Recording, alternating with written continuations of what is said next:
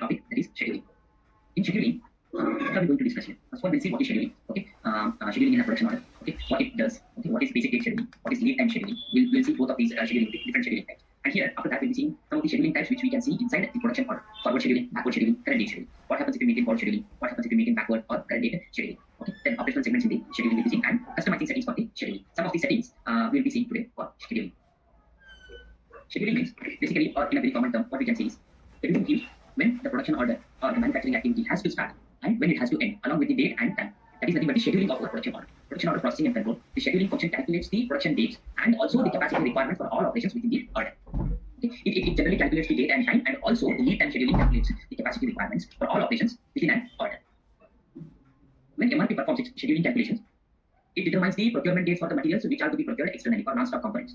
For the products which are manufactured within the plant, for them, it determines the production dates for those materials which are manufactured within the plant. So what is the procurement dates? Okay, that it will be determined for non-stock components, and in-house production time, that will be determined for the products which are manufactured within the plant. So that those dates will be determined when we run MRP. So these things we will run it in SAP system and we will see how it looks. Okay. The calculation for externally procured material takes into account purchasing time, vendor lead time, and goods received the processing time. Suppose in case if you are procuring the products from your vendors, then what all times, what all days or date the system is going to consider? It is going to consider purchasing time, nothing but a planned delivery time, vendor lead time, and goods received the processing time. And for the materials which are produced within the plant, okay, in that case what happens? Two scheduling methods exist for that. First is the basic date scheduling, and second one is lead time scheduling. Okay, these are the dates what we are going to see for the in-house produced materials. These are the two different scheduling methods that are there in the system. We will see them one by one. Okay, first basic date scheduling. Let us see, before going to the further topics, first let us understand what is this basic date scheduling, for what all things this basic date scheduling is applicable, and what is lead time scheduling. When this lead time scheduling comes into effect, so just note down scheduling. First one, basic date scheduling,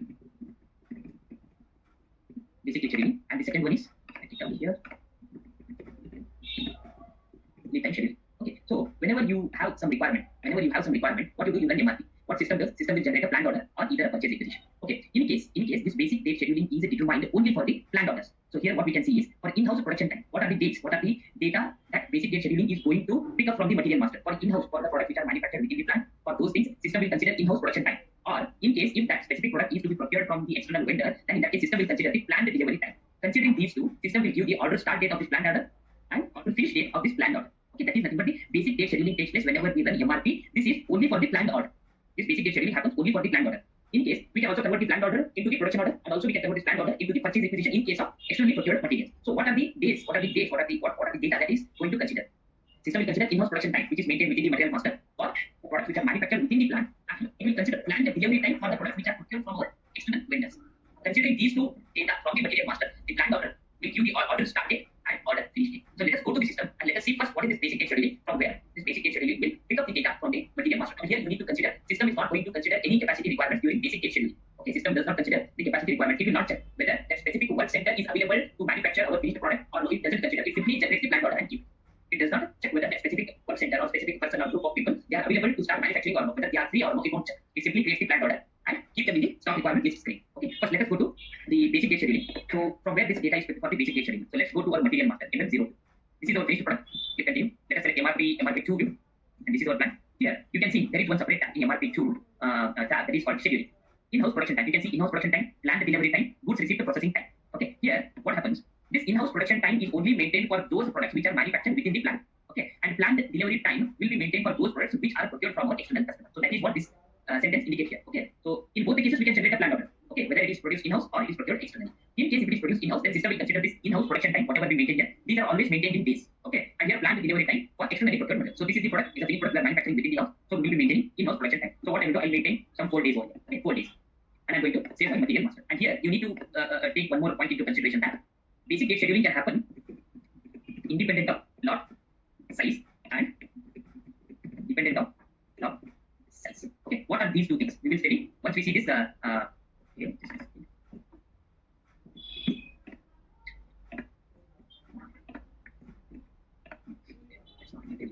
Okay, once we see this basic date scheduling, how it behaves in the system. As of now, what we have maintained, in-house production time as 4 days. Okay, as of now, there are no any requirements here. Let me enter the requirement first. I'll go to the transaction MD61 to enter our requirements. This is the product, and I'll try to enter what is the current stock over here. We have 1,300. So I'll enter more than that. So what I'll enter, 2,000 material in the month of 12, and I'm going to save my requirement. Okay, let's go to stock requirement list screen now. We have this requirement. What is this requirement? When this product has to be ready, it has to be ready by 1st of December 2020. This product should be ready. This is nothing but the date on which this product, this specific requirement should be ready in hand. Okay. Now let me go to MRP screen and run MRP for this transaction is MD02. Okay. Now here there is one field called scheduling, which we had kept it pending in our previous session. So if you see here, there are two types of scheduling over here. One is basic dates will be determined for planned order. This basic date, we select this one basic date. This is applicable only to the planned orders. If we convert this planned order to production order, this basic date is not applicable for the production orders. So first, as it is, let us keep that one. And the other one is lead time scheduling and capacity planning. Let us go to this point once we complete this. So as of now, we are doing basic date scheduling. Keep it as one. I'm running MRP over here. Now, very quickly we get a planned order. We got a planned order. So that means this material or this product should be ready by 1st of December 2020. If you double click on this MRP element, system will give you when it has to be ready, order finish date. That means on this date it has to be ready. If this product has to be ready by 1st of December 2020, when it has to start, it will start on 26/11/2020. How the system is determining this date? Why only it should start on 26? How it is determined? If you remember here, we have maintained in-house production as 4 days. Okay, that means we require 4 days to manufacture this product. If this product has to be ready on this date, then we have to start manufacturing this product 4 days earlier to this date. So system calculates this 4 days and it will give that when we have to start our manufacturing activity has to start on 26th November 2020. If you check the calendar here, so it is December, right? So 1st December it should be ready. That means it has to start on 26th. So how many days? 1, 2, 3, 4, 5 days we are getting it here. Here we have 4 days, but in the factory calendar it has been mentioned that this Sunday will be holiday. So it will consider only working days. It will consider only working days. It will eliminate any public holidays, any national holidays or public holidays, any weekdays, weekends. It will consider only weekdays like working days. It will eliminate weekends, which are holidays. So it should be ready by 1st. Then we should start manufacturing this activity, manufacturing this product 4 days earlier to this date. So 29th is holiday, 28th is 2nd day, 3rd day, and 4th day. So from here it will pick the date. System will calculate what should be the order started based on the in-house production time, what we have maintained in the material master. In case if it is externally procured material, then we have to consider this planned delivery time. System will take this into consideration and it will give us the order start date, and order finish date. So in that case, what we have to do, we will be converting this planned order into the purchase requisition. As of now, this is within plant manufacturing product. Okay, this is how the system will calculate the dates that for the planned order. This is called basic data scheduling over here. Okay, and now what is this independent of lot size and dependent of lot size? So here, if we go back to our material master, let us go back to our material master, MRP2, whatever days we have maintained here, right? So it is independent of lot size. Independent of lot size means whatever might be the quantity that we need to manufacture here. It might be 2,000, it might be 10,000, it might be 1 lakh. To manufacture whatever quantity, system will take only 4 days. That means it is independent of the lot size.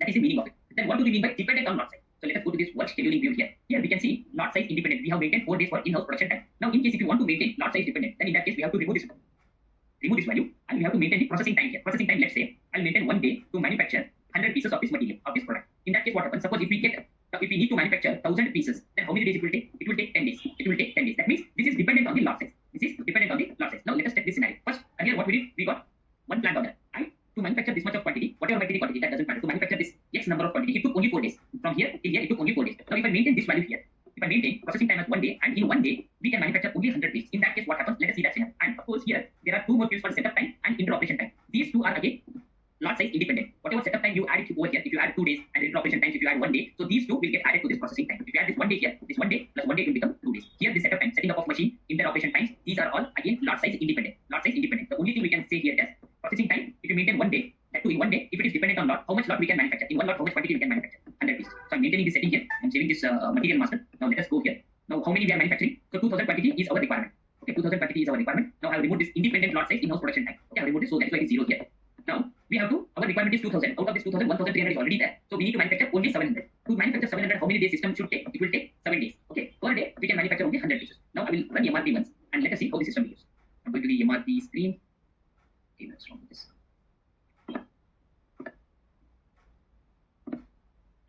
Okay, I'm coming out of the screen. Now I'll run MRP again. Okay, so we'll go back to our stock requirement list screen here, and I'm going to refresh it. Let us see the timing, how much it has taken. So click on this MRP element. Here you can see the order finish date is when we need this order to be ready on 1st of December 2020. So, and how the order has, the system has calculated this order start date. The finish date is this one. The system will do the backward scheduling. What is this backward scheduling? You will understand in some time now in today's session. System will calculate the days in a backward.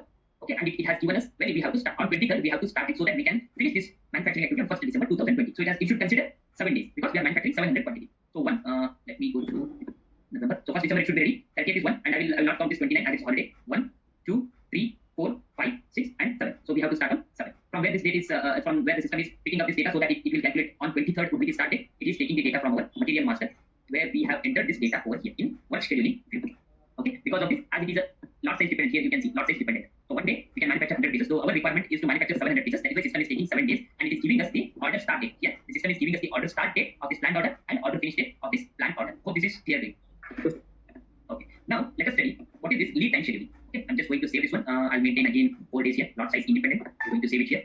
Now let us study what is this lead time scheduling. So lead time scheduling means whenever you convert, when the system will enter, when the system will go into this lead time scheduling means when we convert this planned order to the production order, at that time system will automatically switch from basic date scheduling to the lead time scheduling. That thing you need to keep in your mind. When you convert this planned order, right? When you convert this planned order to the production order, system will automatically switch itself from this basic date scheduling to the lead time scheduling. In lead time scheduling, what happens? In lead time scheduling, system will consider the actual dates, actual time from the operations, whatever we have entered here. Along with this in-house production time, along with this here, whatever we have entered in-house production time for this material master, inside this material master, it will calculate these 4 days, and along with that, it will add, what is that? It will add the operation details, whatever we have maintained, operation setup time we have maintained, working hours we have maintained, operation machine hours, labor hour, whatever we have maintained, right? It will take all those timings and it will add with this in-house production times, and it will give us the order start date and order finish date, along with the production actual start date and production finish date. Okay, in case if we have maintained the scheduling margin key, so it will consider that also, load after production, load before production, where the scheduling margin key is maintained, we will see in some time now. One thing you need to consider here, when you convert the planned order to the production order, system will automatically switch from basic date scheduling to lead time scheduling. Along with the in-house production time, system will also consider the timings what we have entered in the routing of this finished product. So we have a routing, right? We have created a routing for this finished product. So let's go to the routing CA02. Okay, this is the material for which we have created a routing. And here, select first counter, go to the operations. And we have maintained these times like setup time, machine time, labor time. So system will also add these timings to the in-house production time, and it will give us the order start date and order finish date, along with all those things. And also during lead time scheduling, system determines the capacity requirements. What is this capacity requirement? We will study in our next session. Okay. During lead time scheduling, it not only considers these dates and time, it also considers the capacity requirements, whether that specific machinery or that specific person or group of people, they are free or no. It will check, and based on that, it will give us this order start date and order finish date. That thing happens here in the lead time scheduling. Okay, lead time scheduling. Now, let us execute this one scenario, lead time scheduling. So now I'll go back to my routing. So in this routing, we will maintain only one operation, and we will see how it behaves. Okay, I'm going to delete these two operations as of now. Let me delete these two operations. I'm maintaining only one operation: bottle washing and filling and packing. All the activities will be carried out only in this operation, in one single operation. And here let us maintain for 100 piece. Okay, for 100 piece, what is the setup? And here I'll not maintain any date, any time over here. So let's maintain here 8 hours. Okay, to manufacture 100 piece of this finished product, our machine working time is 8 hours. Okay, let us consider only this one. Machine working time is 8 hours. And also in the work center, in the capacity, whatever we have maintained for this work center, it is 8 hours. If I remember correctly, we have maintained it 8 hours. That means this machine will work only 8 hours per day, and in that 8 hours, it will manufacture only 100 pieces. Okay, this machine will work only 8 hours per day. Machine working time is 8 hours per day, and in that 8 hours, it will manufacture only 100 pieces. Okay, now I'm going to save this routing here. Okay, let us go back to our stock requirement list screen. Now what I'll run MRP one more time. Okay, let's refresh it. Now, planned order. Here what happens? During planned order creation, what system will do? System will consider only the date which we have maintained in the material master, that is for in-house production time. That is in-house production time. But when we convert this plan, only basic date scheduling will happen for this planned order. But when we convert this planned order to the production order, system will switch to the lead time schedule. Here we can see that. Now the dates have been changed. System has switched to lead time scheduling, and it has considered the timings, whatever we have maintained in the operation. Here we can see when this order has to be finished on 1st December 2020, and when it has to start. So what we have maintained, our machine will start working from morning 8 o'clock till 5 o'clock in the evening. This is what we have maintained in the capacity of our work center. Correct? This machine, work center will work only for 8 hours. Machine will work only for 8 hours. In that 8 hours, how much quantity it will manufacture? It will manufacture only 100 pieces. But here our requirement is 700. So in that case, how many days it is going to take? It is going to take 7 days. So let us check the dates here. So it will be ready. It has to start on 23rd. So okay, sorry, here, right? It has to start on 23rd. So by first it should be ready. So 1, 29th is holiday. This is 2, 3, 4, 5, 6, and 7. System has started taking the dates from the operations, and it is giving us when it will be available. Okay, it will start. These are the scheduled dates. These are the actual scheduled dates. Okay, here if you see the lead time scheduling, these are the scheduled dates. Operation, production start date, scheduling date, production finish date, scheduling date, and it will consider all the data what we have entered in the operations. Considering all those things, it will give us the order start date and order finish date. Here you can see these are the scheduling dates. Actually, we will be completing our manufacturing activity by 30th November 2020, and on 1st December 2020, this material will be available. Okay, this is how system will consider the dates while happening lead time scheduling, and what dates it will consider during basic date scheduling. Hope this is clear to you. Yes, sir. Right? Okay. This is how basic date scheduling will happen, and lead time scheduling will happen. You should be very you should keep all these things in your mind. So what dates it will consider during basic date scheduling, and how system behaves, and what all dates system will consider during lead time scheduling. These are the important things. And during lead time scheduling, system will check the capacity requirements, whether that particular work center, that capacity is available to manufacture this much of quantity of this product on these dates. It is available, or if it is not available, system will propose us a new date on which this specific work center is free. On which date this specific work center is free. In case this work center is busy in manufacturing some other production order, system will automatically propose the other dates on which this work center is free. Okay. This is how the lead time scheduling will happen, and it will consider the dates from the operations, the data from the operations what we have maintained. Now we need to understand here what is backward scheduling. Always remember, whenever we are running MRP, once MRP has run successfully, MRP will always do the backward scheduling. MRP will always do the backward scheduling. That means when the order should be finished. So based on that, system will take what system will consider here during backward scheduling. What system will consider? System will consider in-house production time what we have maintained in the material master in MRP2 view or in the work scheduling view. Along with that, if we have maintained the goods received processing time, GR processing time. What is the importance of the GR processing time here is that whenever you manufacture your product, right, you will store that product on the shop floor control for some time to do some quality checks. Let's say you require 1 day to do the quality check whether a specific product's quality is meeting our requirement or not. Then only if it is okay, then you will send that product back to the warehouse once the quality check is over. For that we need 1 day. So in that case we will maintain this goods received processing time.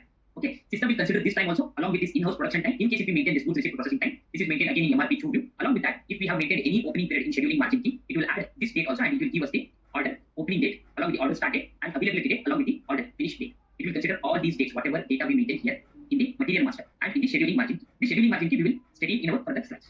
Okay, this is what happens in the backward scheduling. System will give us here in our current scenario. This is our current scenario. What happened? Our requirement is on 1st December 2020. What system did here? System took the in-house production time from material master and it has done the backward scheduling. And it has given us the start date when we have to start so that it will be available on this day, on December 1st. It has done backward scheduling and it has given us the backdated start date. That is what happens always when we run MRP. MRP will always do the backward scheduling. Okay, when the forward scheduling will happen. So this is our backward scheduling. Next is forward scheduling. First, let us consider what are the days or dates or data that is considered during forward scheduling, and let's see when this forward scheduling will happen.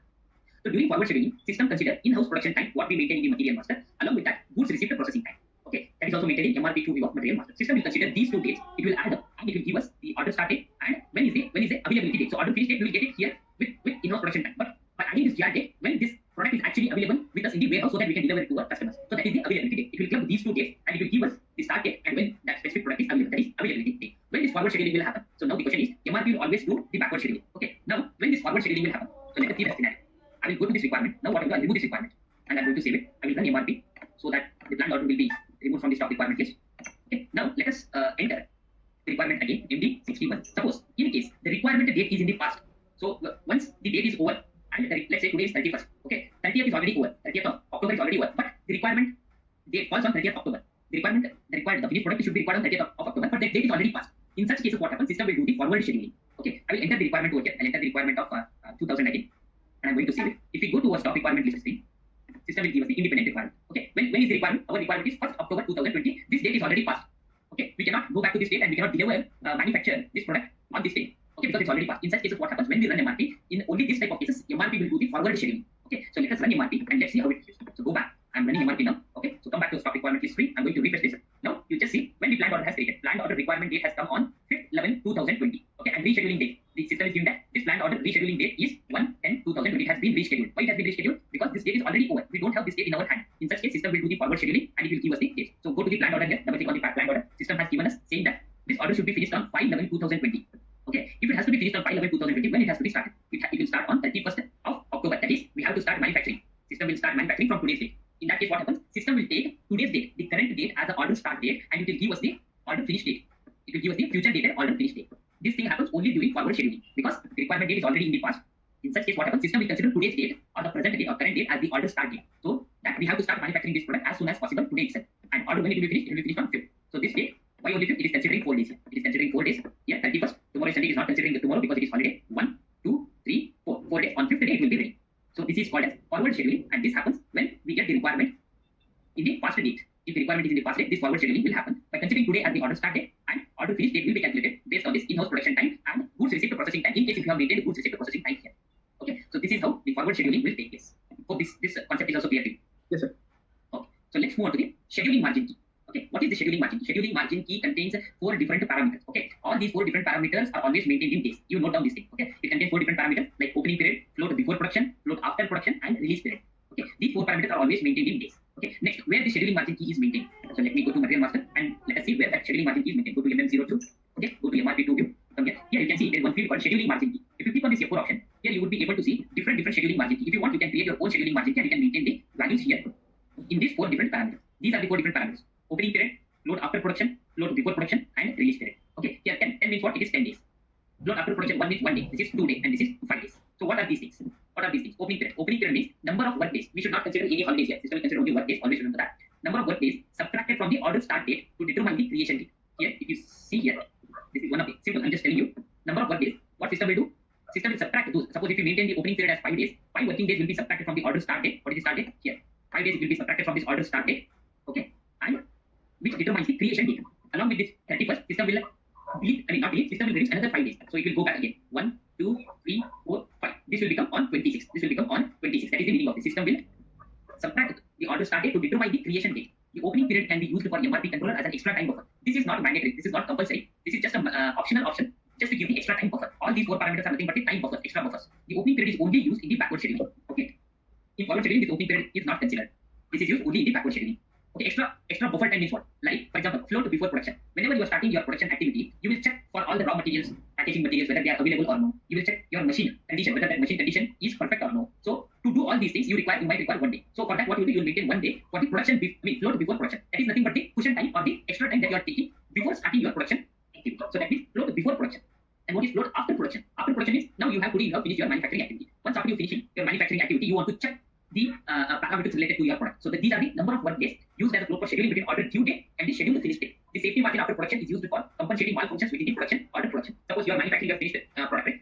Now at some point of time, you might encounter some machine malfunction. So for that, you will lose some time. Okay, you will lose some time. What you do, you will fix that problem and then you will continue your manufacturing activity. So to encounter such type of malfunctions, what we will do, we will include some days over here as a float after production. For our safety purpose, let us say we will include 1 day over here. Okay, so in case any malfunction happens, this one day, whatever we have maintained here, it will compensate for that malfunction time. Okay, it will compensate for that malfunction time, and we can get our product on time correctly if we maintain this float after production. So that is the importance of these before production, after production, opening period. Release period means these are the number of working days that the release of the work order, release period to this work order. So these are the buffer times, extra times that we are considering before starting our actual production of the finished product and actual after buffer times after actual finish of our production times. So starting time and finish time, whatever we require actual time to manufacture or finished product in and around before production and after production, whatever time if we need extra time, then we can use this scheduling margin key and we can compensate for any malfunctions or to do some pre-checks for which some extra time is required. Let's say today itself we have to start manufacturing, okay, and we have not maintained any float before production. We cannot keep on if we keep on checking the components are available or no, because we have to start it on today itself. So if we start checking the material components today itself, we will lose that time because our machine will start working from morning 8 o'clock to evening 5 o'clock only. It will not work beyond that. Okay, that is the time of our machine, working time of our machine. If we start checking the products or machine condition today itself, we will lose some time. Okay, let's say to do all these checks we require 5 hours. So out of these 8 hours, 5 hours is gone here and we are left with only 3 hours. So to encounter such type of checks or such type of extra time, whatever we are doing, so those things can be handled using these buffer times. Opening period, float before production, float after production, release period. Okay, so this scheduling margin key is maintained in Material Master MRP 2. But here we cannot change any of this value here. So how to actually maintain the days over here within the scheduling margin key? It is maintained via configuration. Okay, so maintain the days. So where we have to go? We have to go to the configuration and then we have to maintain it over there. So now let me go to the configuration here. SBRO. Go to the safety reference IMG. Go to production. And here, shop flow control. Go to operations. Here, scheduling. Go to scheduling. Here. Okay, sorry, not here. You have to go to basic data. Second, go to MRP, material requirements planning. Here we have to go to plant parameters and go to carry out overall maintenance of plant parameters. So click on maintain. So which plant we are working with? Plant 1000. Enter plant 1000. Click on maintain. Here we have float button. Click on this floats. Here you can see all of these different scheduling margin key. What we saw there in Material Master. If you want to create a new one, you can click on here. You can give your own name, description, and you can create a scheduling margin key, new scheduling margin key. And accordingly, depending upon the business requirement, we can maintain that specific days over here. These are nothing but the figures which are maintained here. These are nothing but maintaining days. Okay, you can maintain those days, and then we can use the scheduling margin key into our Material Master. So this 000, whatever we have maintained is blank here. All the buffers are 0. We don't need any buffers. Okay, that is nothing but 0. Here 10 days, opening period itself is 10. Float before production is 2 days. After production is 1 day, and release period is 5 days. This is the place where we maintain the we can modify the values or we can maintain a new scheduling margin key by coming into this configuration part. Okay, this is about scheduling margin key. Okay, you got this right? Yes, sir. In lead time scheduling, this is what I had explained here, and we have executed this scenario. Okay, lead time scheduling, how the system has considered the timings from the operations.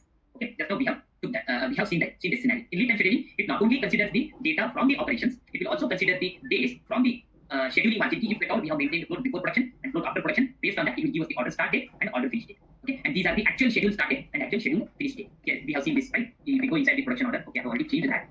Here we saw these schedule dates, right? These schedule dates are nothing but from where we are getting this schedule start date, schedule finish date from the operations. Exact on this date it will start, on this date it will end. But system is considering, it will consider the working days and it will give us the basic start date and basic finish date in case we have maintained this float before production and float after production. So they will give the order start date. This is order start date and order finish date, and these are the dates which system is fetching from the operations. And what are these confirmed dates? As of now, these are empty. These are empty because we have not yet confirmed this production order. It is still in the created status. Once we confirm this production order, then here actual date, the start as well as the finish date.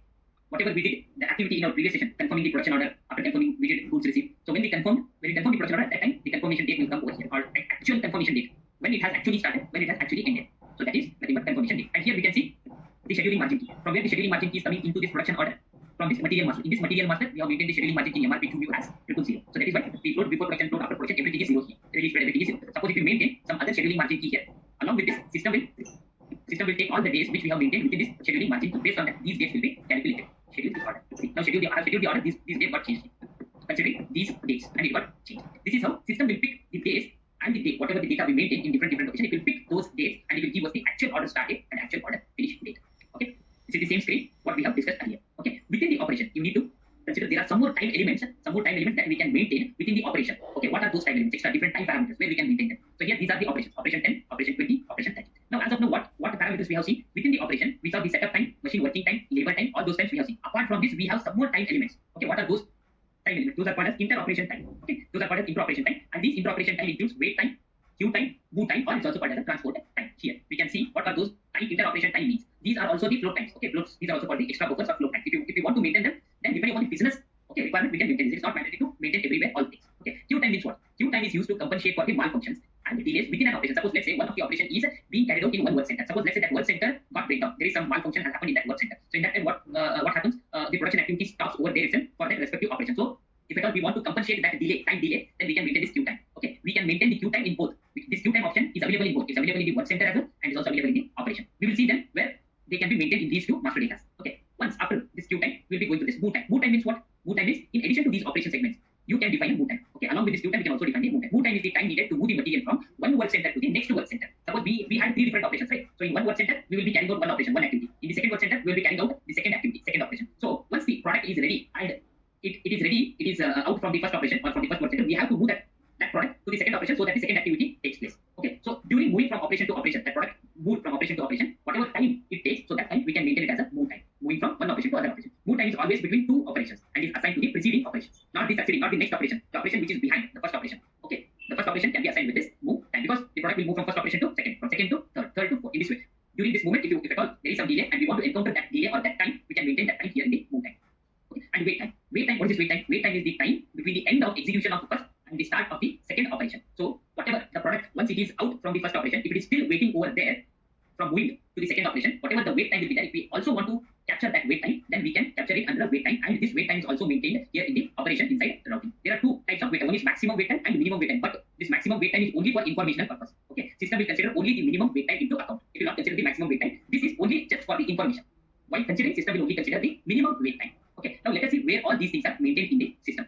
At these different places, at operations and work center, we maintain all these parameters, time components or time segments or whatever we call it as a parameter, time parameters. So let's go to the routing first and let us see where they are maintained actually. So the transaction code is CA02. Okay, go here, enter our product, and this is the plan. So select this one, go to the operation to enter along with the setup time, machine time, labor time. If you at all we want to maintain queue time, wait time, move time, then you select that specific operation and go to details here. Details, operation detail. Okay, this screen displays us the total operation, total details of one particular operation. Scroll down. If we come down here, there is one place where we can maintain this inter-operation times, maximum wait time, minimum wait time, standard queue time, minimum queue time, standard move time, minimum move time. If at all we want to maintain these timings also over here, and we want to consider these timing during production activity, then we can maintain it over here. These are all again optional. It is not mandatory. Okay, this is one place where we can maintain these things. Apart from this, we can also maintain in the work center, CR0. Go to work center. Okay, we'll just go to one of the work center what we have created. Come here to the scheduling. Here also we can maintain minimum queue time, okay, standard queue time. So this is also the place where we can maintain the queue time within the work center.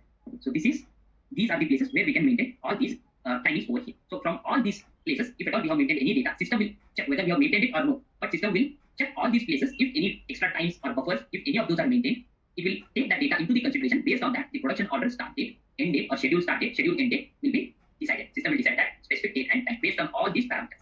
So here the scheduling type. There are three types of scheduling. One is current date scheduling. Second one is backward date scheduling. Here you can see backward date scheduling. And the other one is forward date scheduling. So what happens in the backward date scheduling? So in backward date scheduling, you have to give the end date when your finished order, when your production order is going to end. So that finished date you have to give. Based on that, the system will calculate by taking the data from various places, like from material master routing, and it will give us the order start date. The system itself will give us the order start date. Here we have to give the end date. Okay, end date. That is the thing. What happens in the backward scheduling? So let us go to SAP and let us see that. Now I will not save this order. Okay, I will go out of it. I will create one more new order. Okay, I'll go to the transaction CO01. Okay, I'll be maintaining it as a 140. For this material, we are creating a production order in this plan, and this is our order type. Now click on continue. So here backward. So let's say I want to manufacture some 10 pieces. If I click enter, see what system is giving us. What system is telling us here? Backward scheduling. Enter finish date. Enter finish date. So for backward scheduling, we have to give the end date. So when we have to decide, and let's say So October is done now. Let's say this order will be finished on 7th of November. So based on that, system will give us the start date and click continue enter. The system has given us the start date. We are manufacturing only 10 pieces. So system is taking this as the start date 6/11 and 7/11 is our finish date. That is the thing what happens here in the backward scheduling. Suppose in case of forward scheduling, what happens? We have to give the start date. We have to mention the start date when we are going to start our production activity. Based on that, system will calculate and it will give us the end date. System will give us the end date. So now I will not save this one. I'm coming out of it. I'll create the production order again. Now I will change it to forward scheduling.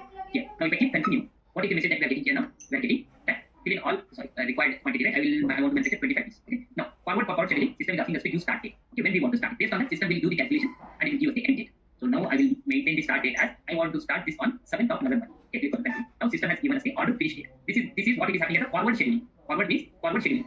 Okay, this date it is taking as a current date. The current means this is the start date and it will calculate and it will give us the next future date as the order finish date. In backward, what happened? System has done the backward scheduling. In forward, it will do the forward scheduling. Now, current means what? Current date scheduling means what? Current date scheduling means system will consider today's date. If I select this current date and if I want to manufacture 15 pieces, let's say 15 days, if I enter current date, system itself will take the start date as today's date and based on the calculations, it will give us the end date. Now, I'm not entering any dates yet. I'm just clicking on continue. See, so to manufacture 15 pieces, it requires only one day. Okay, and here we can see that it has taken today's date as the start date. Based on the quantity, it has been this is how system will calculate the date and the time when we maintain this scheduling time. Okay. Apart from this, if at all we want to see only the capacity requirements, we can enter this and we can check out the capacity. This capacity related we will be seeing in our next session. Okay. So this is what happens here. Now, if I go back, I'm not saving this. I'm creating one more production order. Come here. Now, by default, it is taking as backwards. From where this system is taking it as backward? Why it is not taking it as forward or only capacity requirement or current date? Why it is not taking this? Why? Because in the configuration, it has set only the backward. So where is the configuration? Where to see that? So let's go back to the configuration. Go to SPRO. Go to SAP reference IMG. Here, go to production. Go to shop flow control, go to operations. Here there is a part called scheduling. Go here. Define scheduling parameters for production orders. Click on that. It comes under scheduling parameters. So for which plant we are working? We are working for plant 1000. Okay, click on 1000. And what is the order type that we are working with? PP01. Right. So select this. It's a combination of plant and order type. So click on the details. Here, if you see here, scheduling type, it is mentioned here as a backward. So that is why system is suggesting here as a backward as a default. Suppose I'll change this to current date. I will change it to current date. I'm saving it now.